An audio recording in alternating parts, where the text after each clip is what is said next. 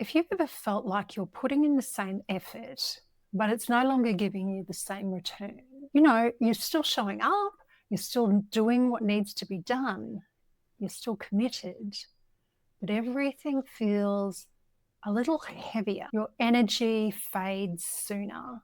Your focus just seems to disappear faster, and your emotional tolerance might be lowering.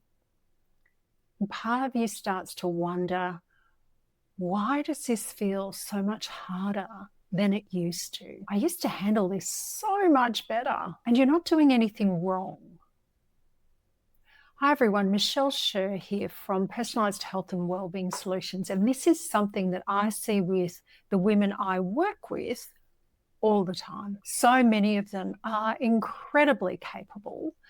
They're responsible women who are used to holding a lot together. What they notice is this: effort stops working the way it used to. The instinct almost automatically is to push harder, add more structure, optimize more, be more disciplined. But often that's actually not what's needed. Motivation hasn't changed. It's capacity that has changed. And capacity is not about your character. It's not about you as a person. It's about the nervous system load that you're carrying. Your nervous system is constantly responding to your environment. The pace, the interruptions, sleep timing, emotional demands, switching roles, switching tasks, the overall rhythm of your days. When that load accumulates, and it does so quietly over time, your system is adapting and it's coping.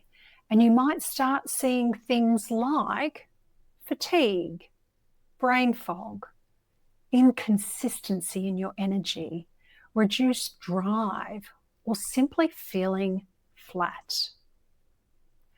Not because you're failing, but because your body is conserving. When your capacity drops, effort becomes expensive to your body, and that expensive effort eventually backfires. And this is where many women get confused. They're doing all the same things, they're trying just as hard, but their body isn't responding the way it used to.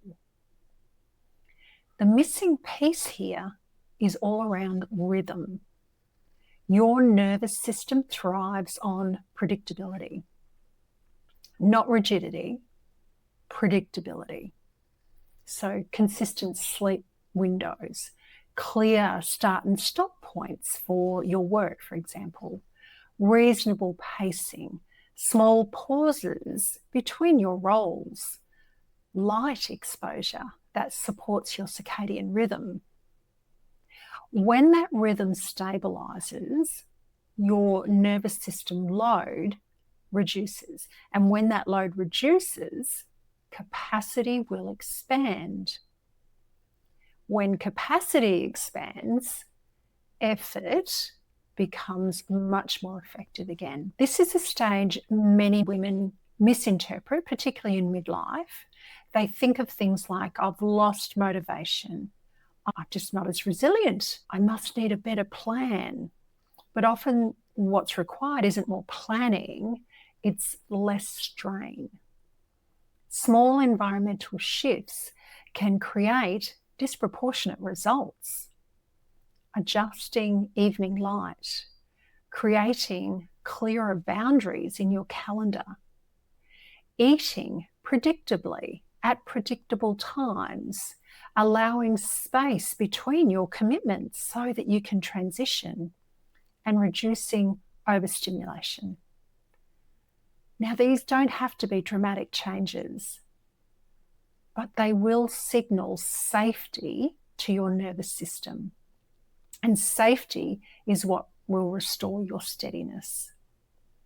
Inside our program, Harmony and Health, this is what we call integration.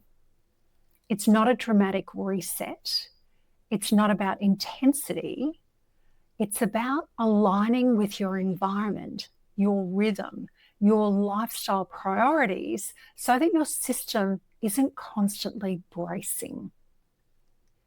When your nervous system no longer has to brace, clarity can return, energy can be steady, and effort begins to work again. If today's conversation is resonating with you, perhaps the question isn't, how do I try harder? Perhaps the question is, where can I reduce load? If you'd like structured, personalized support to rebuild capacity in a really sustainable way, you'll find the details of our program, Harmony and Health, in the caption to this video. Thanks for being here, and I look forward to being back the same time next week. Bye for now.